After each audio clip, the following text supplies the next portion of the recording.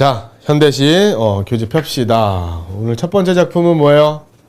김기림 선생님의 바다와 나비입니다. 바다와 나비. 자, 저희 선생님께서 이런 말씀을 하셨어요. 소설을 읽을 땐 시처럼 읽는다. 그리고 시를 읽을 땐 소설처럼 읽는다.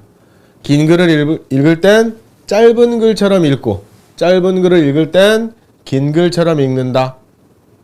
다른 말로 하면 뭐야? 문학을 읽을 땐 독서처럼 읽고, 독서처럼 읽을 땐 문학처럼 읽는다라는 겁니다. 자, 그러면 자, 이건 시니까 소설처럼 읽을 겁니다. 그 다음에 짧은 글이니까 긴 글처럼 읽을 거예요.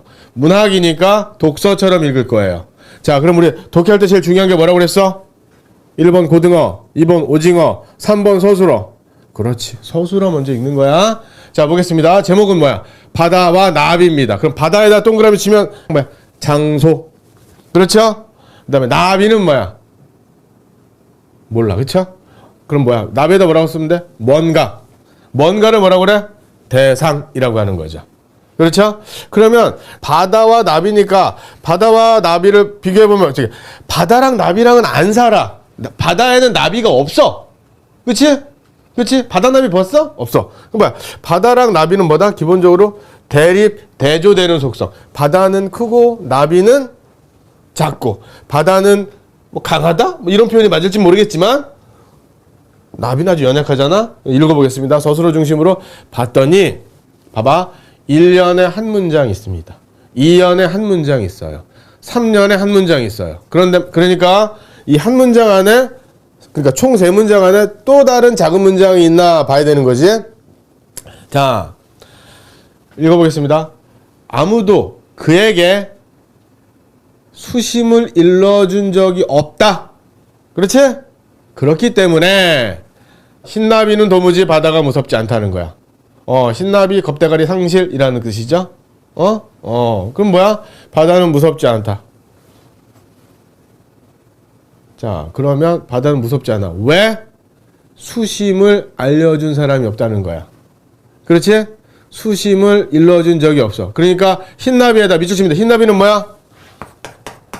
흰나비 1번 수심 파악 X. 그래서 두 번째 그거에서 뭐야? 겁 X 하는 거야. 그렇지? 나비는 수심을 몰라. 그래서 바다가 무섭지 않다라는 사실 확인하면 됩니다. 그러면 선생님, 그는 누구지요? 자, 그라고 하는 건 뭡니까? 지시대명사란 말이야. 그렇지? 지시대명사는 뭐야? 앞에 나온 말을 받죠? 근데 앞에 나온 말이 없으니까 앞에 나온 말을 받을 수가 없잖아. 그럼 그는, 우리는 뭘 먼저 알아요? 우리 시는 원래 문제에서는 작품이 나오고 제시문이 나오고 작가와 제목이 나오죠. 하지만 우리가 시집에서는 어떻습니까? 작품명이 나오고 시의 전문이 나오죠. 그러면 그라고 하는 건 바다와 나비 안에 들어가는 겁니다. 그러면 그는 바다일까요? 나비일까요? 당연히 나비겠지. 그렇지? 오케이. 자, 그래서 청무밭인가 해서 내려갔다 밑줄 칩니다. 내려갔어. 누가 내려갔어? 주어가 생략됐죠? 우리말은 그래서 어려운 겁니다. 주어가 생략되는 경우가 굉장히 많아요. 누가 내려갔나요? 나비가 내려간 거죠. 그러면 나비가 왜 내려갔어요? 청무밭인가 해서 내려간 겁니다. 그러면 나비가 내려간 이유는 뭐야? 청무밭이야. 오케이? 그럼 청무밭은 어디입니까? 사실은 당연히 바다죠. 뭐 바다인지 모르잖아요. 왜?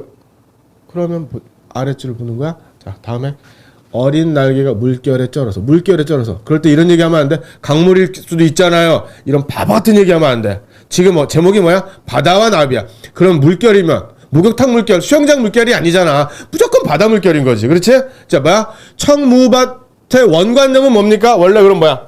바다라는 거야. 그렇지? 바다인데 뭐라고 착각한 거야? 청무밭이라고 해서 착각한 거지. 그렇지? 그래서 내려갔어. 그래서 어떻게 돼? 어린 날개가 물결에 쩔었어. 우리가 8월에 휴가철에 바닷가 가서 수영장 가서 리조트 가서 물결에 쩔으면 어떻게 돼? 지치지 않죠? 행복하죠? 그런데 뭐래? 물결에 쩔어서 밑줄 그랬기 때문에, 물결에 쩔었기 때문에 그러한 까닭으로 지쳤어. 그래서 어떻게 했어? 돌아왔다는 겁니다. 여기에는 4가지 사건이 있어. 내려갔어, 물결에 쩔었어, 지쳤어, 그 다음에 돌아온 거야. 주어는 다 뭡니까? 나비. 흰 나비는 내려갔다가 물결에 쩔어서 지쳐서 돌아온 겁니다. 그럴 때 공주처럼 지친 게 누굽니까? 흰 나비죠. 어린 날개를 가지고 있는 애도 누굽니까? 흰 나비죠. 그러니까 어린 날개니까 어리다라고 하는 건 뭐야? 어리석은 거잖아. 그렇지? 미성숙한 겁니다. 그 다음에 공주니까 고생 안 해봤다는 얘기죠. 보통 연약한 거죠. 그렇죠? 자, 3월달 바다가 꽃이 피지 않아서 서글픈 나비어리의 새파란 초생달이 시리다. 자, 시리다의 주어는 뭡니까? 초생달이죠. 초생달입니다. 초생달이 시리다라고 하는 건 촉각적 이미지입니다. 그쵸? 초생달이 근데 시립니까? 초생달은 뭡니까? 새파랗지요. 새파라는 시각, 시리다는 촉각, 공감각적 표현이다 라는 거 확인하면 되고요. 그런데 나비의 허리가 서글플 수 있나요? 밑줄 칩니다. 서글픈 나비 허리 밑줄 치면 뭐야? 나비 허리가 서글플 수 없잖아. 그쵸? 그러니까 뭐야? 감정의 절제다. 그런데 그러면 사실은 뭡니까? 나비가 서글플 수도 있어요. 왜냐하면 물결에 쩔었으니까. 공주처럼 지쳤으니까. 청무밭인가 해서 내려갔는데 청무밭이 아니라 바다니까. 바다의 물결에 쩔었으니까. 공주처럼 지쳤으니까. 그래서 돌아올 수밖에 없었으니까. 그렇죠? 근데 묶어줍니다. 3월달 바다가 꽃이 피지 않아서 묶어줍니다. 여기서 질문입니다. 자, 여러분들 이 제시문에서 나비가 원하는, 나비가 추구하는, 나비가 바라는 것은 청무밭이죠. 그래서 안 되는 겁니다. 그래서 안 되는 겁니다. 청무밭은 물결에 쩔었어요. 지쳐서 돌아왔어요. 그러니까 청무밭은 세모, 시련과 고난의 공간 일 수는 있어요. 하지만 청무밭이라서 내려간 거지 청무밭을 원한 건 아닙니다. 그렇지. 꽃이죠, 꽃. 자, 나비 뭐 먹어? 꿀 빨아요. 그렇죠? 꿀은 어디에 있어? 청무밭에 있죠. 그럼 청무밭에 꿀이 있어? 그렇죠. 청무밭에 배추 있나? 꽃이 피잖아. 배추꽃이. 그렇지? 배추꽃이 핀단 말이야. 그러니까 뭐야? 나 바다가 꽃이 피잖아. 꽃 땡그라미 합니다. 꽃이 뭐야? 화자가 추구하는 거예요. 추구하는 대상, 추구하는 지향, 추구하는 가치인 거야. 그러한 꽃이 있는 공간이 청무밭인 거야. 그런데 청무밭은 무슨 색깔? 파란 색깔. 바다도 무슨 색깔? 파란 색깔. 초생달도 무슨 색깔? 파란 색깔. 그래서 서글픈 거죠. 오케이? 그러면 청무밭하고 꽃이 어떻게 다른 건지. 그렇죠?